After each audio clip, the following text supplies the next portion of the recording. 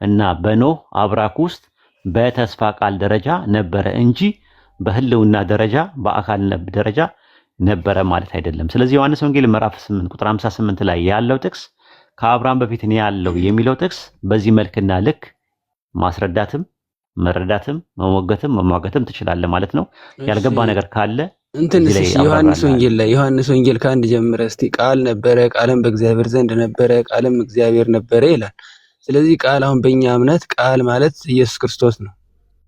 ስለዚህ ቃል ነበረ፣ ቃልም በእግዚአብሔር ዘንድ ነበረ፣ ቃልም እግዚአብሔር ነበረ ማለት ቃል እግዚአብሔር ነው ማለት ነው። አሁን መጽሐፍ ቅዱስ ላይ ብዙ ጊዜ አሁን እኔ በእኛ እምነት እኔ አሁን በመጽሐፍ ቅዱስ ቀጥታ እንዲህ ሳነብ ስለማይገባኝ ከዛ ውስጥ ያለው አልድ መጽሐፍታት አሉ ማለት ተተርጉሞ ያሉ መጽሐፍታት ማለት የሚጠቅሙኝን ነው ማለት። ለምሳሌ በጣም የሚያብራሩ ሃይማኖት አበው ምናምን የሚባሉ አብረው 81 አሃዱ ውስጥ የተካተቱ መጽሐፍቶች አሉ። እነሱን ነው በብዛት ሚስጥር ማነብ ማለት እንጂ እንደዚህ ዲፕሊ መጽሐፍ ቅዱስ ላይ ጥሩ ነው። አይ ዲፕሊ ማንበብ ጥሩ ነው፣ ይጠቅማል ማለት ነው። ስለዚህ እሺ አሁን ይሄኛው ከምን አንፃር ነው? አሁን ኢየሱስ ክርስቶስ እግዚአብሔር እንደነበረ በመጀመሪያ ዮሐንስ ወንጌል 1:1 ላይ በመጀመሪያ ቃል ነበረ ይላል። ኤና ሃርኬ ሄኖሎጎስ በመጀመሪያ ቃል ነበረ ይላል። አርኬ የሚለው መጀመሪያ የሚለው ምንድነው? ጥንት የነበሩ ነቢያቶች ጀምሮ ቃል ነበረ። ምን የሚል ቃል ነበረ ነው ጥያቄው። ቃል ነበረ ነው የሚለው። ቃል ሎጎስ ነበረ። ምን የሚል ቃል ነበረ ብለን ስትል ያ ቃል ምን የሚል ቃል ነበረ ነው እንትን ላይ ማን ነው የሉቃስ ወንጌል ምዕራፍ 1 ቁጥር 7 ላይ ከጥንት ጀምረው በነበሩ ከመጀመሪያ በነበሩ ነቢያት ተነግሮ የነበረው ቃል በዳዊት ቤት ውስጥ አብቅሏልና ይላል። ስለዚህ በዳዊት ቤት ውስጥ የበቀለው ያ ቃል ምንድነው? ምን የሚል ቃል ነበረ ሲባል በዘር የምድር አሕዛብ ሁሉ ይባረካሉ የሚል ዘፍጥረት። እስቲ አንብበው፣ ቃል በቃል አንብበው። አሁን አንተ እንደዚህ ከምትተረጉም ይሁን እሺ፣ አንብላለሁ እንዳለ ሙሉን አንብላለሁ። ቃል ነበር ይላል። ኢየሱስ ቃል ነበር ሲባል ምን ነበረ? ቃል ነበር ማለት ምን ማለት ነው? ትርጉሙ ቃል ነበረ ሲባል ኢየሱስ ለምንድን ነው ቃል የተባለው? ከዛን ጀምሮ በእኔ አተረጓጎም ልንገር። መጀመሪያ ስለ ሥላሴ ላስረዳ የተወሰነ አዳምጠኝና ማለት ነው። ዮሐንስ ወንጌል 1:1 ላይ ጨርስልኝ። ለምን ኢየሱስ ቃል ለመባሉ ነው? አሁን በእኛ የኩነታት ሶስትነት የሚባላል። የኩነታት ሶስትነት ማለት ቃልነት፣ ልብነትና እስትንፋስነት ነው። ልብነት ማለት ወልድ ኢየሱስ ክርስቶስ እና መንፈስ ቅዱስ የሚያስቡት በአብ ነው ማለት ነው። አእምሯቸው አብ ነው። እያንዳንዱ ኢየሱስ ክርስቶስ የሚናገራት ቃል የምትወጣው ከአብ ነው። በቃ ከአብ የወጣችዋን ነው ኢየሱስ ክርስቶስ የሚናገረው እንጂ የራሱ አእምሮ አለው። አእምሮ ግን አብ ነው ማለት ነው ኢየሱስ ክርስቶስ። የአብ ደግሞ ቃል አለው፣ ይናገራል። የሚናገረው ደግሞ በወልድ ነው። የሚተነፍሰው ወይም ህይወትነት የሚኖረው መንፈስ ቅዱስ ነው ማለት ነው። ስለዚህ የኛ ህይወት መንፈስ እንዳለን ሁሉ በቃ ኖርማሊ አንድ አምላክ ነው። አምላክ ግን አእምሮ ያለው ቃል ያለው እስትንፋስ ያለው አምላክ ነው። ቃሉ ማን ነው? ኢየሱስ ክርስቶስ ነው። እስትንፋሱ መንፈስ ቅዱስ ነው። አእምሮ ወይም አንትኑ ደግሞ አብ ነው ብለን እናምናለን ማለት ነው በእኛ እምነት። ስለዚህ ይሄ የአንድ አምላክ አካል የሆነ ነው ኢየሱስ ክርስቶስ። ያም ደግሞ ቃል ነው። አሁን የኛ ቃል አለን፣ እስትንፋስ እንዳለን፣ አእምሮ ወይም ዕውቀት እንዳለን ሁሉ ዕውቀታቸው የወልድም የመንፈስ ቅዱስም ዕውቀታቸው አብ ነው። አብ ለራሱ ዕውቀት ሆኖ ለወልድና ለመንፈስ ቅዱስም ዕውቀታቸው ነው። ስለዚህ ኢየሱስ ክርስቶስ አንዳችም ነገር ከራሱ ሳይሆን የራሱ ዕውቀት አለው፣ ዕውቀቱ ግን አብ ነው። ስለዚህ ቃል የተባለው ኢየሱስ ክርስቶስ የመንፈስ ቅዱስና የአብ ቃላቸው እሱ ስለሆነ ነው። አዎ ግን አያስኬድም። ሞድ ኦፍ ኤግዚስተንስ ወይም ደግሞ ኩነት የሚባለው ትምህርት ቢብሊካል አይደለም ከመጀመሪያው ጀምሮ ማለት ነው። አብ ልብ ነው የተባለበት ጥቅስ አለ ባይብል ላይ። እሺ 81 አሃዱ ታምናለህ አታምንም? ከ81 አምዱ አሁን አምጣልኝ ከፈለክ። 81 ማለት እኮ መጽሐፈ ሄኖክ፣ መጽሐፈ ኩፋሌ፣ መጽሐፈ ጦቢት የሚባለው ነው። እዛ ላይም ከፈለክ አምጣና አብ ልብ ነው የሚል ጥቅስ ማስረጃ አምጣ።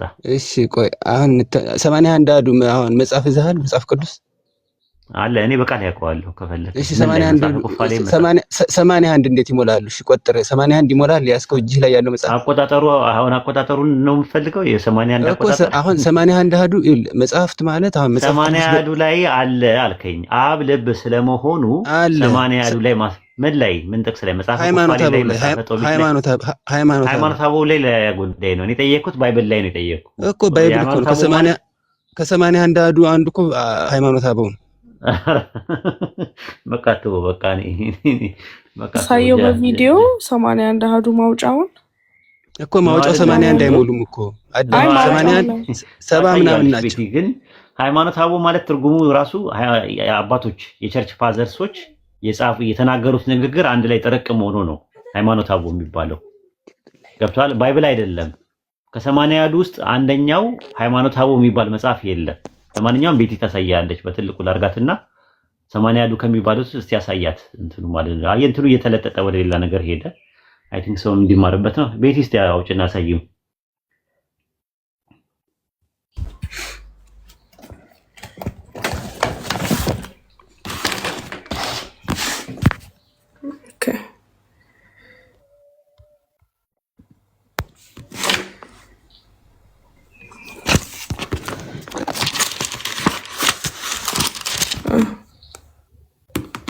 እሺ ያየው ያው 80 ነው። እሺ ፈለገው። እሺ አሁን ማለት ነው። አይ ችግር የለውም። መጽሐፍ ቅዱስ አሁን ብዙ መጽሐፍ ተጠራቅሞ በአንድ ነው። አንድ መጽሐፍ አይደለም። መጽሐፍ ቅዱስ ማለት ለምሳሌ ኦሪት ዘፍጥረት ራሱን የቻለ መጽሐፍ ነው። ኦሪት ዘጸአት ራሱን የቻለ እኮ አለ። እነዚህ መጽሐፍቶች 81 መጽሐፍቶች አንድ ላይ ሆነው ያለበት መጽሐፍ ነው። አሁን እነዚህ በቁጥራቸው ሃይማኖተ አበው የሚባል 80 አይደሉም። እነዚህ መጽሐፍቶች እኮ 80 አይደሉም፣ ግን ለብቻው አብሮ ከመጽሐፍ ቅዱስ ውስጥ ናቸው። አይ ናቸው። ብሉይ ኪዳን 81 ይሞላል። አዎ አቆጣጠሩን ልንገርህ፣ ቁጥር ከፈለክ ትቆጥራለህ። ጊዜ ማቃጠል ነው እንጂ አቆጣጠሩን ላችላለሁ። 81 አይሞላም። ሃይማኖት አይደለም። እሺ እንደዛ አይደለም። አቆጣጠሩን ስለማታውቀው ነው። ኦሪት ዘፍጥረት፣ ኦሪት ዘጸአት፣ ኦሪት ዘሌዋውያን፣ ኦሪት ዘሌዋውያን ምን ተብሎ 5 ፔንታቶቹ 5 ያዝ። መጽሐፈ ኢያሱ 6 ቁጠሩልኝ። ቤቲ ጻፊ በማስታወሻ ማለት ያው ሰው ይማርበታል። መርኩለት ነው 5 ከዛ መጽሐፈ ኢያሱ 6 ከዛ መጽሐፈ መሳፍንት 7 መጽሐፈ ሩት ከዛ አንደኛ ሳሙኤልና ሁለተኛ ሳሙኤል እንደ አንድ ነው የሚቆጠሩት በ80 አቆጣጠር ልክ እንደ አይሁዶች ማለት ነው። ከዛ አንደኛ ነገሥትና ሁለተኛ ነገሥት እንደ አንድ መጽሐፍ ነው የሚቆጠሩት። ከዛ በኋላ አንደኛ ዜና መዋዕልና ሁለተኛ ዜና መዋዕል እንደ አንድ መጽሐፍ ነው የሚቆጠሩት።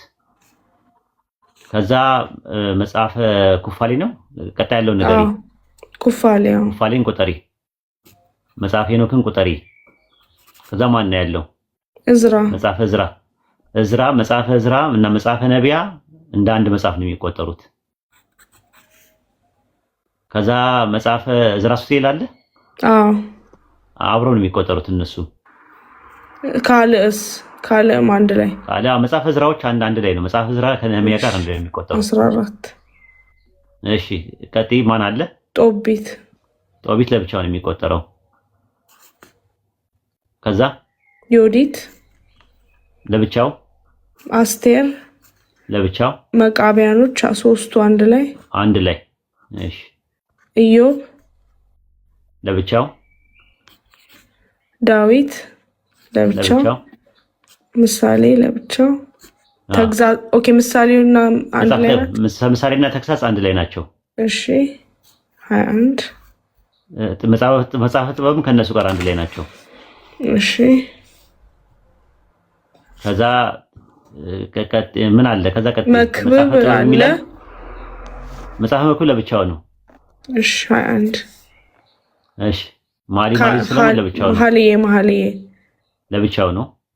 22 መጽሐፈ ሲራክ ለብቻው 23 እሺ ትንቢተ ኢሳይያስ 24 ከዛ ትንቢተ ኤርሚያስ አለ 25 ኤርሚያስ እና ሰቆቃወ ኤርሚያስ አንድ ላይ መጽሐፈ ባሮክ አንድ ላይ 25 ሆነ።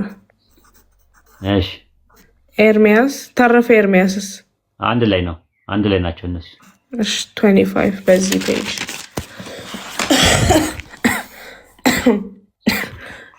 ባሮክም አንድ ላይ ነው። ባሮክ አንድ ላይ ነው ከነዛ ጋር።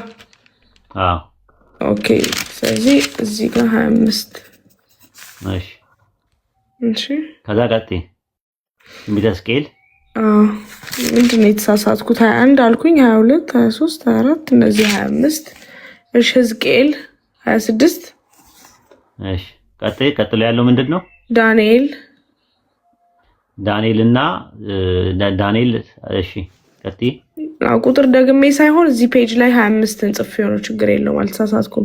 27 ሆዜ 28 እሺ ቀጥይ አሞስ 29 እሺ ሚኪያስ 30 ኢዮኤል 31 አብዮድ 32 ዮናስ 33 ናሁም 34 ዕንባቆም 35 ሶፎንያስ 36 ሐጌ 37 ዘካርያስ 38 ሚልኪያስ 39 ቆይ 39 ማለት ነው። ብሉይ ኪዳን 39 አለ። ከዛ በኋላ የእንትኖቹ ማለት ነው መጽሐፍቶች እዛ ጋር ያይሻቸው መጽሐፈ ጥበብ ይላል። መጽሐፈ ጥበብን ለብቻው ታደርጊዋለሽ። እሺ። ከዛ በኋላ መጽሐፈ ባሮክ ይላል። ከዛ በኋላ መጽሐፈ ምንድነው ወልደ ኮሪዮን የሚባል አለ። ወልደ ኮሪዮን መጽሐፈ ወልደ ኮሪዮን የሚባል አለ። እሱን ታዩሽ በመቃብያን ላይ ነው ያለው። እሱን ታዩና እሺ የዘለልነው ነገር የለም። አይ ዘልየው አይደለም። መጽሐፈ መክብብ መጽሐፈ ጥበብ ጋይስ አንድ ላይ ናቸው። 21 ብዬ ነው የጻፍኩት። መክብብ ለብቻው ነው። ኦኬ መክብብ ለብቻው ነው። 22 23 24 40 ሆነ ማለት ነው። ብሉይ ኪዳን 46 ይሞላሉ እንደዛ ተብሎ። ኦኬ 46 አቆጣጠሩ እንደዛ ነው። ብሉይ ኪዳን 46 ነው እኮ ቆጠራቸው። እኔ አሁን እዚህ እኮ ስለቆጠርኩ ነው 81 አታመጡት። አመጣልሃለሁ። ቆይ አንዴ ታገሰኝ። ዶክሜንት ላውጣ እንደዛ ከሆነ እሺ። አንዴ በቀላሉ ላውጣል።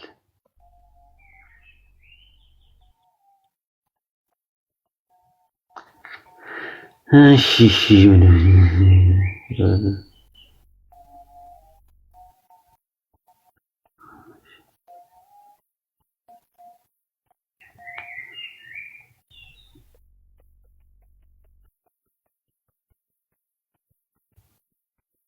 የፕሮቴስታንት ቀኖና፣ የካቶሊክ ቀኖና፣ የኦርቶዶክስ ቀኖና አሁን ትይዝልኛለህ። ምንድነው መሰለህ የኢትዮጵያ ኦርቶዶክስ ቤተክርስቲያን ተዋሕዶ መጽሐፍ 46 ነው። ብሉይ ኪዳን መደበኛው 39 ነው አይደለ? የምታውቀው 39 ነው። 39 ነው የምታውቀው ብሉይ ኪዳን። ከዛ በኋላ የኢትዮጵያ ኦርቶዶክስ ቤተክርስቲያን በ39 ላይ 18 ተጨማሪ መጽሐፍ አላት። ምንድናቸው? አቆጣጠራቸው ምንድነው? ራሳቸውን የቻሉ 10 ጭማሪ መጽሐፍቶች አሉ። ራሳቸውን የቻሉት ማን ናቸው? መጽሐፈ ሄኖክ ቁጥር ይልኛ እንዴ። ራሳቸውን የቻሉ 8 መጽሐፍቶች አሉ። ማነው 10 መጽሐፍቶች አሉ። መጽሐፈ ሄኖክ፣ መጽሐፈ ኩፋሌ፣ እሺ፣ መጽሐፈ ጦቢት፣ እሺ፣ መጽሐፈ ዮዲት፣ እሺ፣ መጽሐፈ ተግሳጽ፣ እሺ፣ መጽሐፈ ጥበብ፣ እሺ፣ መጽሐፈ ሲራክ፣ እሺ፣ መጽሐፈ ዕዝራ ሱቱኤል፣ ቀዳማይ ካልዕ የሚባሉት ማለት ነው። ከዛ መጽሐፈ መቃብያን ቀዳማይና መጽሐፈ ካልዕ ሁለቱ አንድ ላይ ማለት 9። ከዛ መጽሐፈ መቃብያን ሳልስ 10 ሆኑ። አሁን 10 ሆኑ። ከዛ ነባር መጽሐፍት ላይ በመቀነስ ተጨፍልቀው የሚቆጠሩ 2 መጽሐፎች አሉ። እነሱ መጽሐፈ ሳሙኤል ቀዳማይና መጽሐፈ ሳሙኤል ካልዕ የሚባሉ አሉ። እነሱ አንድ ላይ ተጨፍልቀው 11ኛ መጽሐፍ ይሆናሉ ማለት ነው። ከዛ 12ኛ መጽሐፍ መጽሐፈ ዕዝራ ቀዳማይና መጽሐፈ ዕዝራ ነህምያ ካልዕ ተብለው እንደ አንድ መጽሐፍ ይቆጠራሉ። አቆጣጠራቸው 12። ከዛ ከነባር ጋር ተደምረው የሚቆጠሩ 8 መጽሐፍት ናቸው። 13ኛ ከትንቢተ ኢሳይያስ ጋር የሚቆጠሩት ጸሎተ ምናሴ የሚባለው ነው። ቅድም ያየሽው ጸሎተ ምናሴ ነው። 13ኛ ማለት ነው። 14ኛ ከትንቢተ ኤርሚያስ ጋር የሚቆጠሩ ሰቆቃ ኤርሚያስ፣ ተረፈ ኤርሚያስ፣ መጽሐፈ ባሮክ፣ ተረፈ ባሮክ ናቸው። 14ኛው 15ኛው ከትንቢተ ዳንኤል ጋር የሚቆጠሩ መጽሐፍት መጽሐፈ ሶስና፣ ሰለስቱ ደቂቅ እና ተረፈ ዳንኤል ናቸው። ስለዚህ ከ39 ላይ 8 መጽሐፍት ሳሙኤል ቀዳማይ፣ ሳሙኤል ካልዕ፣ መጽሐፈ ዕዝራ፣ መጽሐፈ ነህምያ፣ ትንቢተ ኢሳይያስ፣ ትንቢተ ኤርሚያስ፣ ሰቆቃ ኤርሚያስ እና ትንቢተ ዳንኤል ሲጠቀሱ 31 መጽሐፍ ይሆናሉ። 31 ሲደመር 15 ስንት ይሆናል? 46 ይሆናል ማለት። ስለዚህ 46 እዚህ ላይ ጥያቄ ካለ ላብራራልህ እችላለሁ። ብሉይ ኪዳን ላይ 46ቱ በዚህ መልኩ ይመጣል። እሺ ሐዲስስ? እዚህ ላይ ጥያቄ ከሌለ ወደ አዲስ ኪዳን መግባት እንችላለን ማለት ነው። አዲስ ኪዳን ላይ 27 መጽሐፍቶች አሉ። 27 የሚባሉ መጽሐፍቶች አሉ። በ27ቱ ላይ የኢትዮጵያ ኦርቶዶክስ ተዋሕዶ ቤተክርስቲያን የምትጨምራቸው ስንት መጽሐፍቶች ናቸው? 35 ናቸው። 35 ነው የሚባሉት። ተጨማሪ 8 መጽሐፍቶች ይጨመራሉ። አንደኛ የመጀመሪያው መጽሐፈ ኪዳን ነው ቀዳማይ። ሁለተኛ መጽሐፈ ኪዳን ካልዕ ነው። ሶስተኛ መጽሐፈ ሥርዓተ ጽዮን የሲኖዶስ መጽሐፍ ነው። አራተኛው መጽሐፈ አጌጢስ የሚባለው ነው። አምስተኛው መጽሐፈ ግጽው ነው። ስድስተኛ መጽሐፈ ትእዛዝ ነው። ሰባተኛ መጽሐፈ ዲስቅልያ ነው ወይም ዲዳኬ የምንለው። ስምንተኛው መጽሐፈ ቀሌሜንጦስ ነው። 27 ላይ 8 ሲደምሪ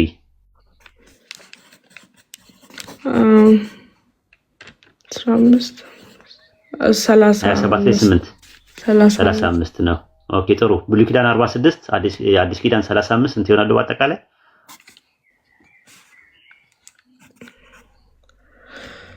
81 ስለዚህ የኢትዮጵያ ኦርቶዶክስ ተዋሕዶ ቤተ ይሄ የኔ ትምህርት አይደለም።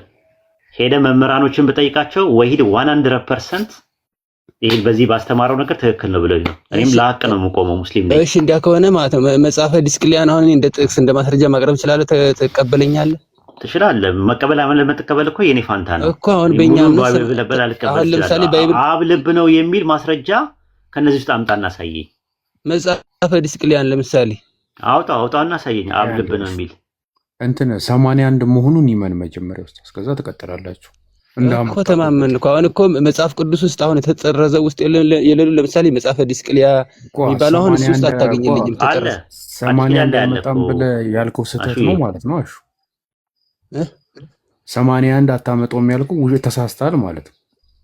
አንተ ተሳሳትኩ። አሁን እኮ እነዚህ መጽሐፈ ዲስቅልያ ራሱን የቻለ የኦርቶዶክስ ብቻ መጽሐፍ ቅዱስ ነው እኮ። አሁን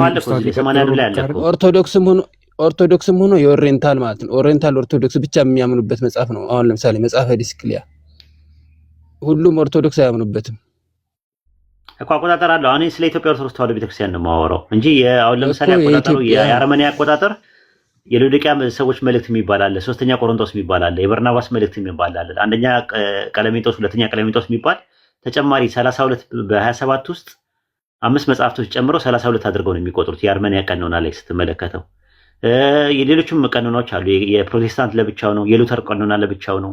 የሉተር በሚባለው ከ27ቱ ላይ 4 መጽሐፍቶች ይቀንሳል። 23 ብቻ ነው የሚቀበለው። የዕብራውያን ሰዎች መልእክት አይቀበልም። የያዕቆብ መልእክት አይቀበልም። የይሁዳን መልእክት አይቀበልም። ራዕየ ዮሐንስን አይቀበልም። ለምሳሌ የሉተር። የፕሮቴስታንት ደግሞ እንዳልኩ 27 ብቻ ነው የሚቀበሉት። የኢትዮጵያ ኦርቶዶክስ ቀኖና ነው እየነገርኩ ያለሁት። የካቶሊክ ደግሞ ለብቻው አለ። የአርመኒያ አለ። የግብፅ አለ። የተለያየ አቆጣጠር አለ። በዓለም ላይ ብዙ ነው። ወደ 20 አይነት አቆጣጠር አለ ከነቸርች ፋዘርስን ጨምሮ እና አትናቴዎስ ቀኖና፣ የነጄሮም ቀኖና አቀናነን፣ ሌሎችም አሉ። ቀኖና የሚቀንኑ በግለሰብ ደረጃ የነበሩ ብዙ ናቸው ራሱ ማለት ነው። የቀኖና ማለት ጎርጎርዮስ ዘንዚናሱ ቀኖና ራሱ 26 ነው የሱ። የአትናቴዎስ ቀኖና የሚባለው የአዲስ ኪዳን 27 ነው የሱ። የብሉይ ኪዳን ደግሞ የሚቀበላቸው እንትኖች አሉ 29 አለ ራሱ። ማን ነው ብሉይ ኪዳን ላይ የማይቀበል አንድ መጽሐፍ አለ። መጽሐፍ አስቴር የሚባል አይቀበልም አትናቴዎስ። የአሳብዮስ ቀኖና የሚባለው ሁለተኛ ጴጥሮስ፣ ሁለተኛ ዮሐንስ መልእክት፣ ሶስተኛ ዮሐንስ መልእክት፣ የያዕቆብን የይሁዳን ውድቅ ማድረግ 22 ብቻ ነው የሚቀበለው። አርጌንስ ኦሪገን ደግሞ የሚቀበለው የሚባል አለ። ሆሞሎጎሚና የሚባል አለ። እነ ዲዳክ ሄርሜን እረኛ ምናምን ጨምርና 22 ያደርገዋል። አንቲሌጉሜና የሚባል አለ። ሁለተኛ ጴጥሮስ፣ ሁለተኛ ዮሐንስ መልእክት፣ ሶስተኛ ዮሐንስ መልእክትን አይቀበልም። የካርቴጁ ጡርጡሊያኖስ ወይም ቱርቱሊያ የሚባለው ፊሊሞናን፣ ሁለተኛ ዮሐንስ መልእክትን፣ ሶስተኛ ዮሐንስ መልእክትን፣ የያዕቆብን ውድቅ ያደርግና 23 ብቻ ነው የሚቀበለው። የመርቂያ ወይም ደግሞ ማሲሪያን የሚባል ደግሞ የራሳቸው አቆጣጠር አላቸው። ሄራኔስ የራሱ አለ። ሞራቴሪያን ፍራግመንት ላይ የተገኘ አለ። የፐሺታ አቆጣጠር አለ። ወደ 20 አይነት አቆጣጠር አለ። እሱ አይደለም አሁን እንትናችን ፖይንታችን። ዋናው ነገር አሁን ባልከው ላይ 80 የሚለውን አቆጣጠሩን የኢትዮጵያ ኦርቶዶክስ ተዋሕዶ ቤተክርስቲያን አቆጣጠሯን በቲዮሎጂ ደረጃ የተቀመጠውን ነው ያስቀመጥኩልህ። ይሄ አቆጣጠር ትክክል አይደለም አይሉሁም ለሐቅ ከቆሙ ማለት ነው። ወይ ስለተናገረው ብቻ ትክክል አይደለም ብለው ሊሉ አይችሉም። ይሄ ሐቅ ነው። ምንም ስትሮማን ፋላሲ የሰራሁት ነገር የለም። ለማንኛውም ወደ ነጥባችን ስንመለስ ጃቢር የሆነ ነገር ፈልጋል መሰለኝ ማውራት።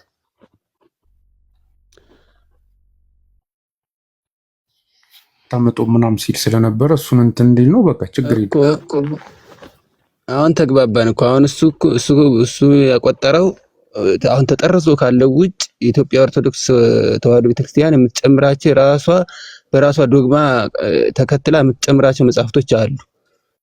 ተተጠረዘው ውጭ ነው ቁጥሩ አሁን መጥቷል እኮ ማለት አታመጡም ብለህ ነው እኮ አሁን እኮ አሁን ለምሳሌ የሥርዓት መጽሐፍቶች አሉ። እነዚህ አሹ ድንገር ማወቅ ከፈለክ የኢትዮጵያ ኦርቶዶክስ መጽሐፍቶች ሳትጨምር አይመጡም። አስራው መጽሐፍ እነዚህ ይኸውልህ 80 ያሉ የሚባሉ 81 መጽሐፍቶች አስራው መጽሐፍ ይባላሉ። ታውቃቸዋለህ? አስራው መጽሐፍ ነው የሚባሉት። ገብቶሃል? ዶግማ የሚመሰረትበት ከዚህ መጽሐፍቶች ውስጥ ነው። ከዛ በኋላ ደግሞ አዋልድ የሚባሉ መጽሐፍቶች አሉ። አዋልድ የሚባሉ መጽሐፎች አሉ። አዋልድ ደግሞ የዚህ አባታቸው የዚህ አስራው ከዛ ውስጥ የተወለዱ የሚባሉ አሉ። እነ ገድል፣ ታምር፣ ድርሳን ምናምን እነሱ አዋልድ ይባላሉ። አዋልድ ማለት ውሉድ የሚለው ቃል ነው። ብዜት ነው የተወለዱ ማለት ነው። ልጆች ናቸው። እነሱ ደግሞ ለብቻቸው ናቸው። ከዛ በኋላ ደግሞ በውጭ ዓለም ደግሞ ምን ይባላሉ?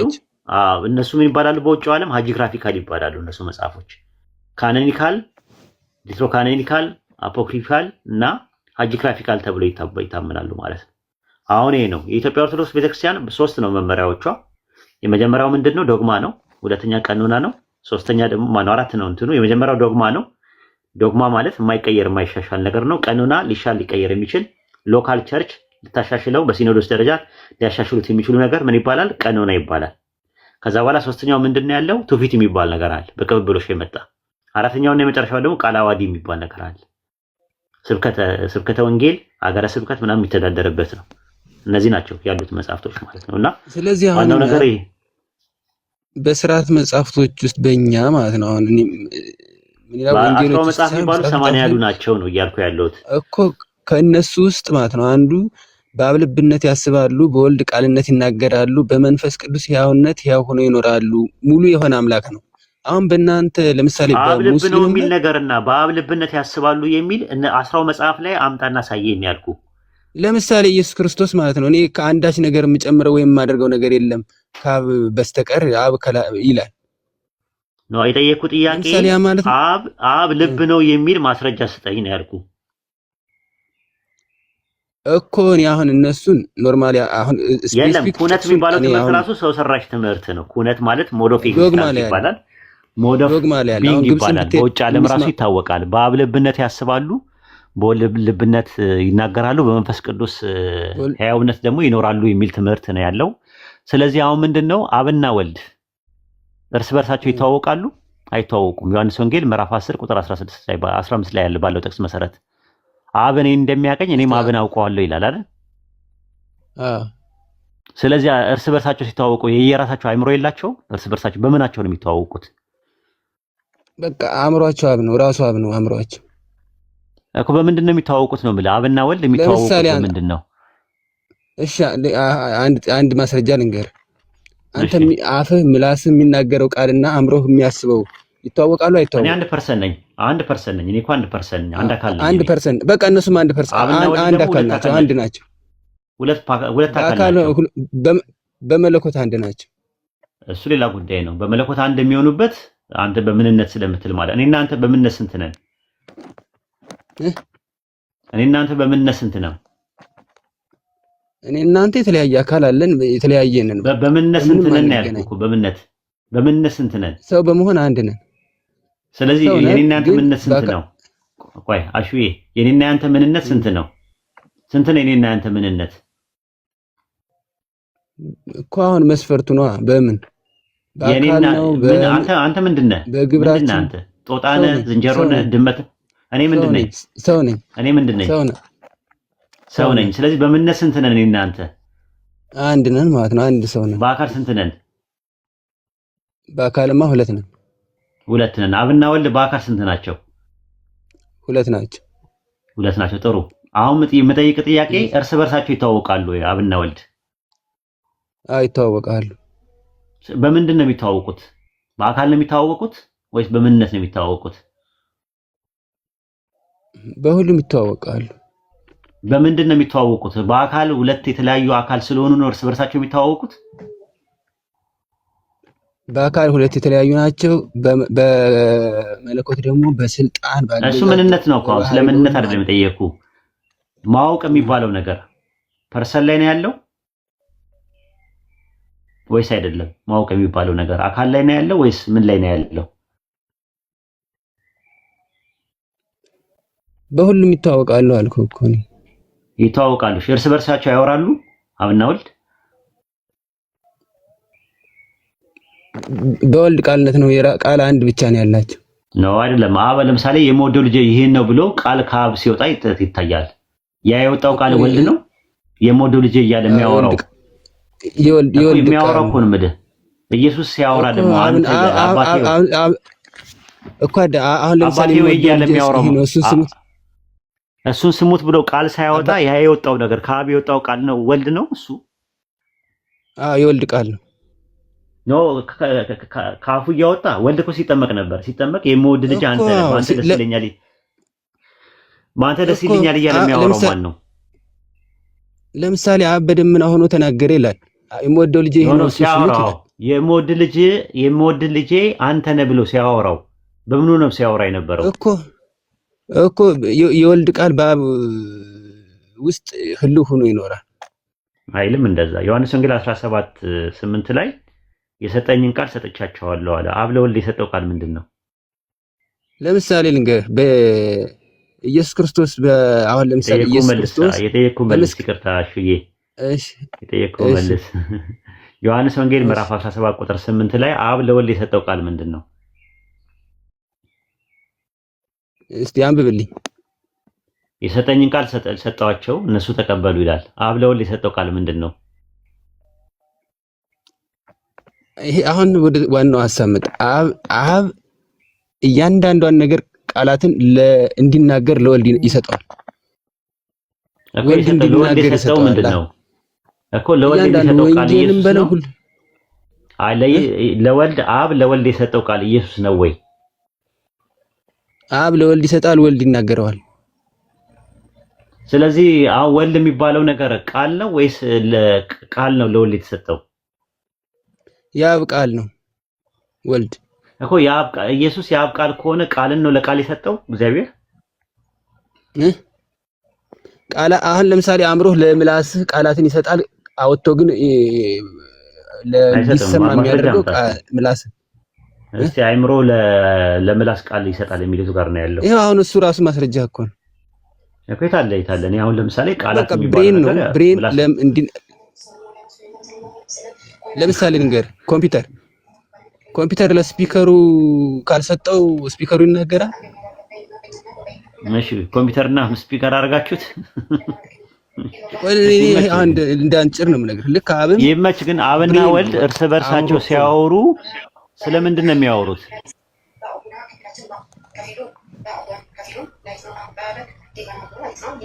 በቃ አብ ያስበው ነው የሚያወሩት።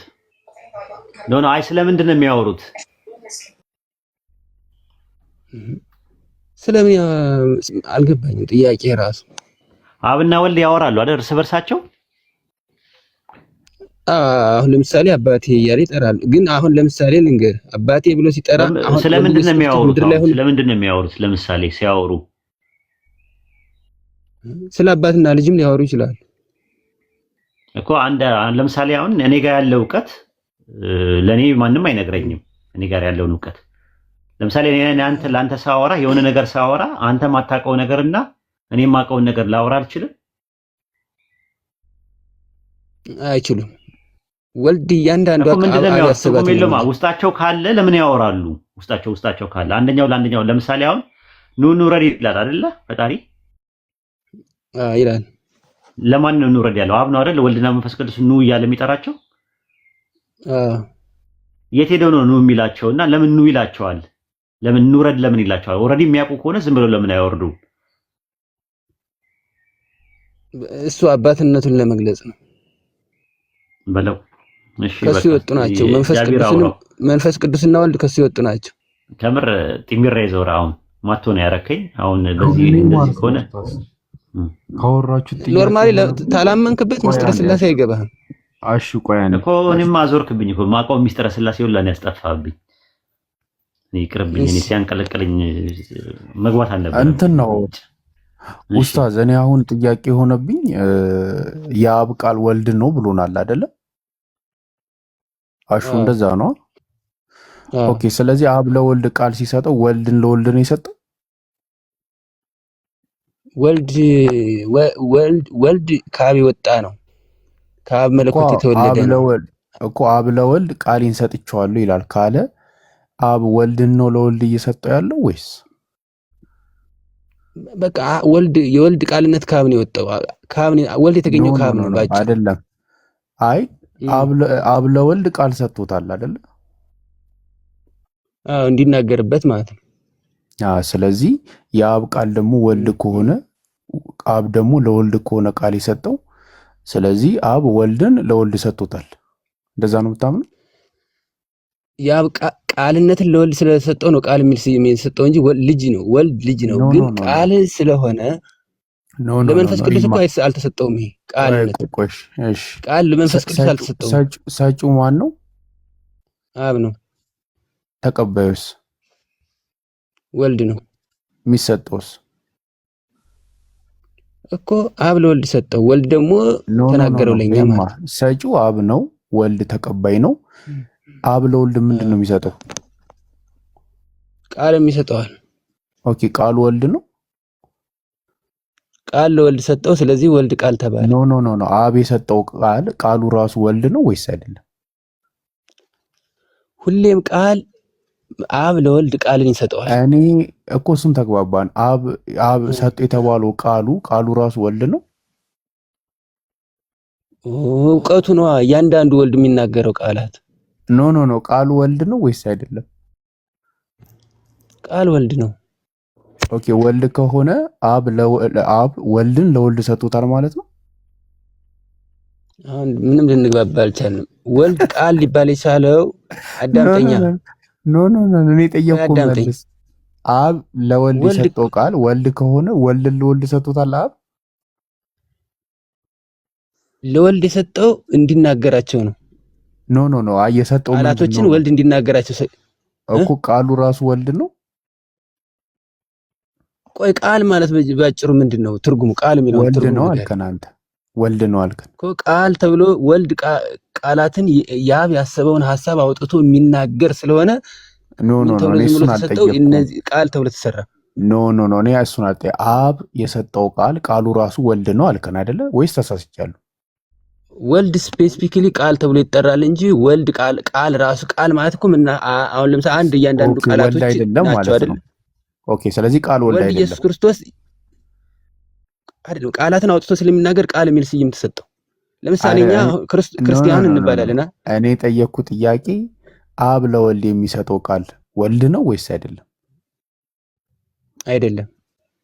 ማሻአላህ ኡስታዝ ቃል ወልድ አይደለም ብሎ አመነ። አይ እኔ አይደለም ለወልድ የሚሰጠው ቃል ነው። አብ ለወልድ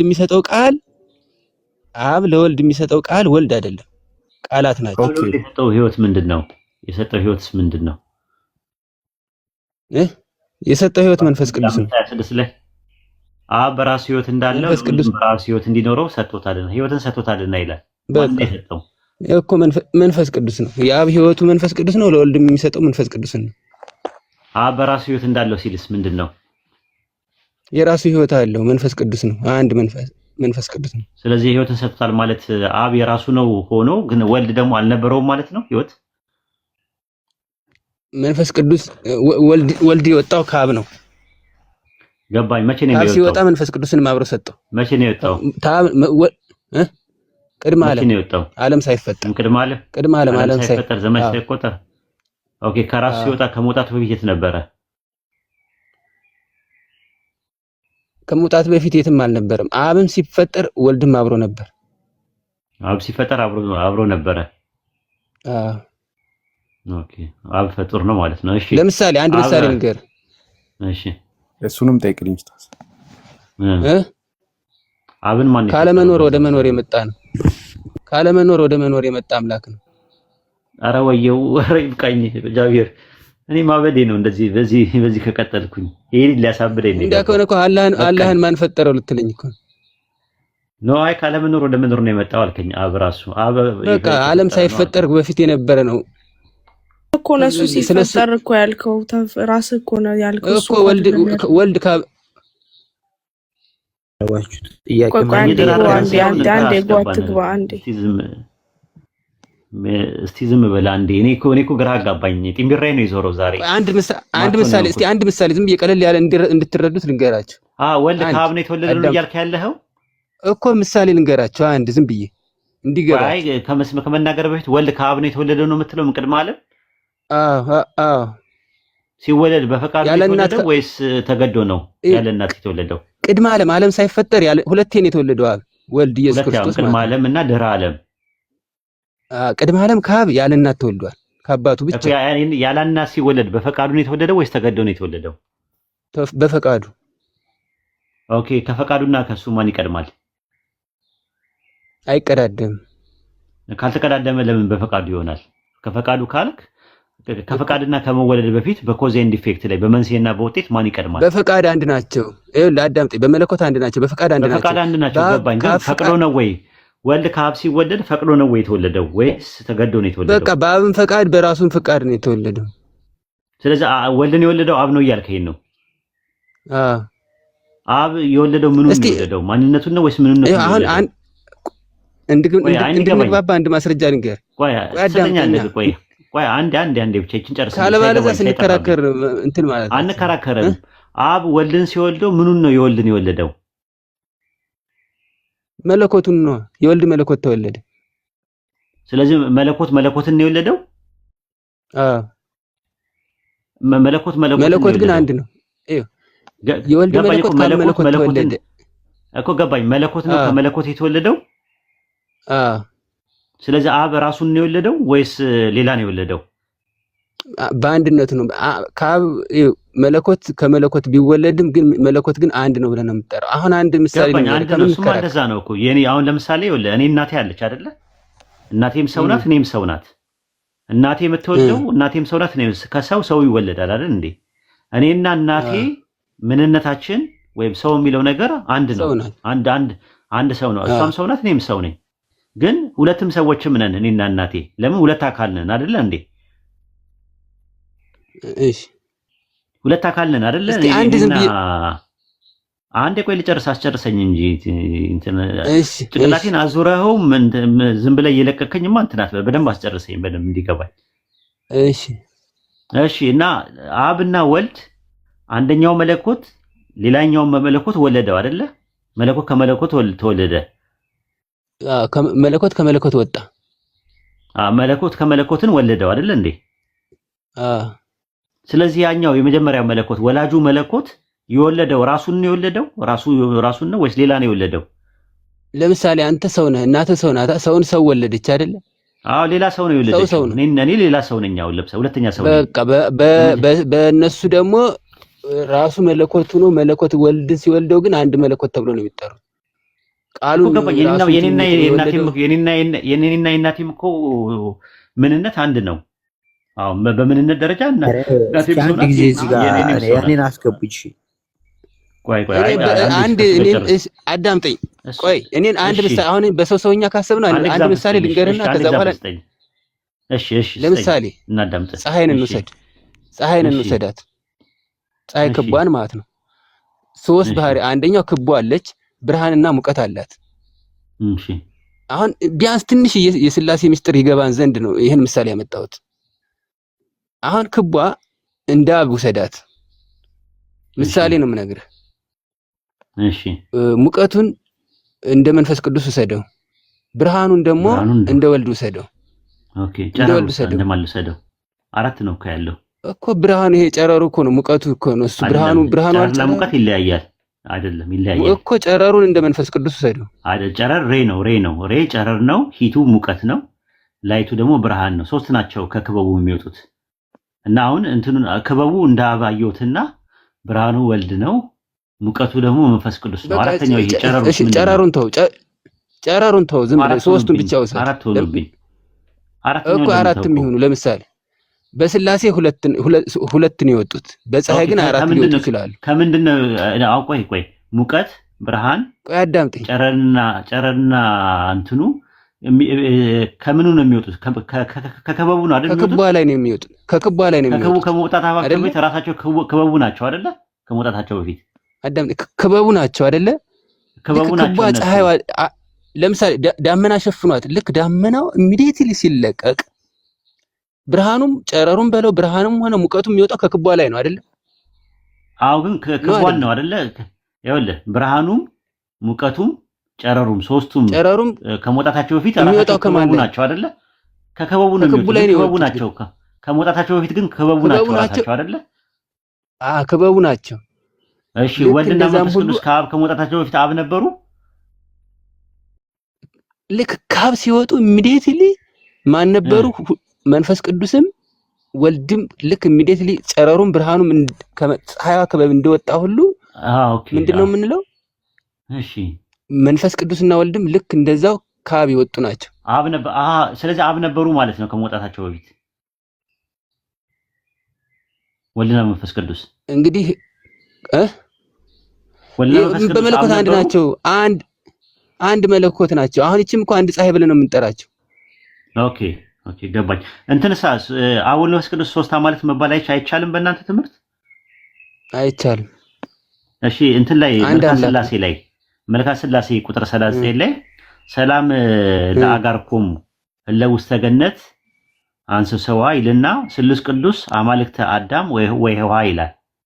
አማልክት የአዳምና የሔዋን አማልክት ናችሁ እያለ ይናገራል። እና አማልክት ለምን አላቸው? እንትን ላይ መልክዓ ሥላሴ ላይ ሥላሴ አንተም ሊላቸው ይችላል፣ አንቱ ሊላቸው ይችላል፣ አንቺ ሊላቸው ይችላል። አይ አማልክት ለምን አላቸው? ስሉስ ቅዱስ አማልክተ አዳም ወይ ሔዋን ይላል። ወይ ሔዋ ለማክበር ነው። አንድን ሰው አንቱ ትላለህ እኮ። አማልክት ለምን አላቸው ነው ጥያቄ እኮ። አማልክት ለምን አላቸው እኮ። ለምሳሌ በእኛ እምነት ለምሳሌ አባት ወይም ካህን አንቱ ትላቸው ናቸው ብለህ ትጠራለህ አንድን ሰው። አይ አማልክት ለምን ተባሉ ነው እኮ የጠየቀው። አማልክት ማለት ትርጉሙ ምንድነው? ትርጉሙን ትነግረኛለህ? አማልክት ማለት ብዙ አምላካት ማለት ብዙ የተለያዩ ማለት የአምላክ ብዙ ቁጥር ነው። ማንን ነው አማልክት የሚላቸው? ሰይፈ ሥላሴ ዘሐሙስ ምዕራፍ 5 ቁጥር 22 ላይ ሰለስቱ አማልክት አሃዱ ስልጣን ምልክናሁም ይላል። የአምላክነታቸው ስልጣን አንድ የሆኑ ሶስቱ አማልክት ይላቸዋል። ሶስቱ አማልክት የሚላቸው ማንን ነው?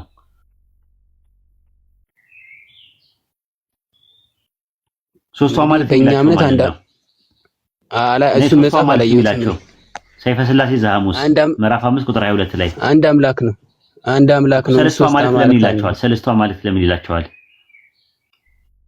እንግዲህ ካለ ተሳስቷል ማለት ነው። እሱ ዶግማ አይደለም እንዴ ሰይፈ ሥላሴ ላይ ዘሐሙስ ዶግማ አይደለም። እሺ እንትንስ ሰለስቱ አጋዕዝትስ? እሺ እሱን አንጣው። እኔ ዶግማዎች ውስጥ አንጣ። ኖ አይደለም። ሰይፈ ሥላሴ ላይ እኮ ነው የሚለው እንደዛ። ቤተክርስቲያን ውስጥ እኮ የሚነበብ ነው ሰይፈ ሥላሴ። አትቀበልም? እኔ አላነበብኩትም። ሶስት አማልክት አልቀበልም። እሺ አብርሃም ቤት የገቡት ሶስቱ አካላት ስንት እግዚአብሔሮች ናቸው? ስንት እግዚአብሔር ናቸው? አንድ እግዚአብሔር ናቸው። እሺ ሐምሌ 7 ቀን የሥላሴ አብርሃም ቤት የገቡትን በዋዜማው ጊዜ ምንድነው የምትሉት? በዋዜማው ጊዜ በአንዱ እግዚአብሔር እናምናለን ሁሉም በፈጠረ፣ በሁለተኛው እግዚአብሔር እናምናለን ሁሉም በሚሞላ እያላችሁ፣ በሶስተኛው እግዚአብሔር እናምናለን እያላችሁ የምትሉት ማንን ነው? አብ እግዚአብሔር ነው፣ ወልድ እግዚአብሔር ነው፣ መንፈስ ቅዱስ እግዚአብሔር ነው እኮ። ለምን ትላላችሁ እንደዛ? ለምን ትላላችሁ? በአንዱ እግዚአብሔር እናምናለን ሁሉም በፈጠረ። ለምሳሌ ሐምሌ 7 ቀን ስታከብሩ ምን አለ? ነአምን ወነአምልክ በአሐዱ እግዚአብሔር እምቅድመ ዓለም ሀሎ። ከዓለም በፊት በነበረው በአንዱ እግዚአብሔር እናምናለን እናመልካለን። ወነአምን በካሉ እግዚአብሔር ዘምልክናሁ ለአብ ይመስሉ። በአምላክነቱ አብን በሚመስል በሁለተኛው እግዚአብሔር እናምናለን። ወነአምን በሳልሱ እግዚአብሔር መንፈስ ቅዱስ ዘይመልክ ሁሉ። ሁሉም በሚሞላ በሶስተኛው እግዚአብሔር እናምናለን ይላል። አንደኛው እግዚአብሔር፣ ሁለተኛው እግዚአብሔር፣ ሶስተኛው እግዚአብሔር የምትሉት ማንን ነው? አንደኛው እግዚአብሔር አባት ነው። ሁለተኛው እግዚአብሔር ከእዛው የአብ እግዚአብሔርነትን እንደያዘ የተወለደው ወልድ ነው። ሶስተኛው እግዚአብሔር ደግሞ ከአብ የተወለደው እዛው የአብን እግዚአብሔርነት የያዘ መንፈስ ቅዱስ ነው። ግን ሶስት ብትላቸውም እግዚአብሔርነት ግን አንድ ናቸው። ኧረ ወይዬው እግዚአብሔር በቃኝ። የአማልክት ድብልቅልቅ አድርጎብኝ አሁን እኔ የአማልክት ማት እሺ በቃ ታላመንክ አይገባህም በጭራሽ ማለት ነው። ሚስጥር አሁን ለኛ ሚስጥር አይገባህም። ጸልይልኝ። ወደ ማን ነው የምጸልይልኝ? እሺ አሁን ጸልይ። ወደ ማን ነው የምጸልይልኝ? ቤተልሔም ተከታያለሽ። በቃ እኔ በቃ ወደ ማን ነው የምጸልይልኝ? ስጸልይልኝ እኔ ወደ እግዚአብሔር ቤት አንደኛው ነው፣ ሁለተኛው ነው፣ ሶስተኛው ነው። ከሶስቱ ወደ የትኛው ነው የምትጸልየው? ወደ አንዱ እግዚአብሔር እኮ አንዱ እግዚአብሔርማ አብ ነው አለ። ወደ እሱ ነው የምትጸልየው እኮ እግዚአብሔር ነው። አሐዱ እግዚአብሔር የተባለው አብ ነው። ሳልስ ካሉ እግዚአብሔር ይላል። ካሉ እግዚአብሔር ሁለተኛው እግዚአብሔር አለ፣ ሳልሱ እግዚአብሔር፣ ሶስተኛው እግዚአብሔር አለ። ከሶስቱ ከእግዚአብሔር አብ፣ ከእግዚአብሔር ወልድና ከእግዚአብሔር መንፈስ ቅዱስ ወደ የትኛው ነው የምትጸልይልኝ? በሶስቱም ብጠራው ያው አንዱ እግዚአብሔር ነው። እኔ ወልድን እግዚአብሔር ብዬ ብጠራ፣ አብ እግዚአብሔር ብዬ ብጠራ፣ መንፈስ ቅዱስ ለምሳሌ መጽሐፍ ቅዱስ ላይ ወልድ በራሱ ስልጣን ወደ ገዳም ሄደ፣ በመንፈስ ቅዱስ እየተመራ ወደ ገዳም ሄደ፣ ወይም አብ አስነሳው በራሱ ስልጣን ተነሳ፣ በመንፈስ ቅዱስ ምናምን ተነሳ ምናምን ብትል ተመሳሳይ ነው። በስልጣን አንድ ናቸው። እግዚአብሔር ነው። ከዚህ በላይ ከቆየው እኔ ጨልላለሁ። እመነኝ፣ ታጨልለኛለህ። አንተ ሰውዬ በጤና አይደለም የመጣው። ቤተልሔም ቀጥሉ። ጃቢር አይ እሱ ሳይሆን ፖይንቴ አሹዬ፣ ይሄ ነገር አይገባችሁ ሚስጥሩ ምናምን ያልከው እዚህ ውስጥ ከምታየው ወደ 4 ሰው ምናምን በክርስትና ውስጥ የነበረን ሰዎች ነን። ስለዚህ አይገባችሁም አልተገለጠላችሁ ምናምን የሚለውን ወደ ጎን ትተዋል። በደንብ እሱን ተይውና ሌላ ጥያቄውን ጠይቁ። ኦኬ ማውራት አልችልም። አይ ማውራት አልችልም። ማውራት አልችልም። ለፖለቲካ ማውራት አልችልም ወይ? ፖለቲካ ማውራት አትችይም። መብቴ ነው፣ ያንተ ቤት አይደለም። አንዴ ሚውት አድርግ። አሹ ራስ መጀመሪያ ምን ብለሃል? እኔ ሐሳብ ነው የምናገረው ጥያቄ አይደለም። ምክንያቱም ከዚህ በላይ ወሂድ በግዕዝ በምን እየመጣበት ተጠይቀ ጨርሰሃል። ባይብልን ሙሉ በደንብ እውቀት የለኝም ካልክ ሃይማኖታችሁ ከባይብል ከመነጨ ባይብልን ያላስተማረውን አስተምሮት ወይም ባይብል የማያትተውን ሐተታ ከጊዜያት በኋላ በመጡ ሰዎች የተጻፉን መጽሐፍ ይዘህ ቶታሊ ደግሞ ወሂድ ከሚነግር ሐሳቦች ጋር ከተጋጨ አንተ እንዴት ትክክል ልትሆን ትችላለህ ነው ጥያቄ። ማለት አንቺ ምንድነሽ እንደዚህ የምትይው? ከጊዜ በኋላ የመጡት እነሱ ነው። ጃቢር ፕሊስ በእናትህ በቃ እኔ መጨቃጨቅ አልፈልግም ከወንድ ጋር በቃ አልፈልግም ማውራት ካንተ ጋር። ቁርአን እኮ ከመጽሐፍ ቅዱስ በኋላ የመጣ ነው። እኔ ስለ ቁርአን ለምን ወደ ቁርአን ትሄዳለህ አሹ? ስለዚህ አንቺ ሙስሊም ስትሆኝ እኮ ከመጽሐፍ ቅዱስ በኋላ የመጣ ተረት ነው የምትቀበዩ እኮ። ለዛው እንደሱ ከሆነ አሁን አንድ ፋይል እንደሱ ከሆነ ችግር የለውም። አይሁዶች ስለናንተም እንደሚሉ ገልጬ ትልቅ መጽሐፍ አሳይሃለሁ። እኔ አሁን እሱ ክርክር ውስጥ አይደለም፣ ጥያቄ ነው የጠየቅኩ። ባይብልን በደንብ አላውቅም ካልክ ማንም ምናምን ያወራው አትበያ። አንቺ እኮ ላስረዳ ባይብልን በደንብ አላወቅኩም ካልክ ባይብል ላይ ሌላ አስተምሮት ነቢያቶች ያላስተምሩትን አስተምሮት እንዴት አፍህ ሞልተህ ትላለህ? አምላክ አንተ ያስረዳውን ነገር ሁሉ ለምን አላረች? ልጅ ጎበዝ ያባረቀች። ኧረ በእናትህ ምን ሆነ ነው እንዴ አሹ? just don't be ምንም ያናድና like እኔ አስተሳሰብ ነው እያወራ ያለሁት። እሺ ሐሳብ ነው። ነቢያቶች እነዛ ሁሉ ነቢያቶች ኢየሱስ ክርስቶስ በዲቴል ለምን እንደዚህ አላስተማራችሁም?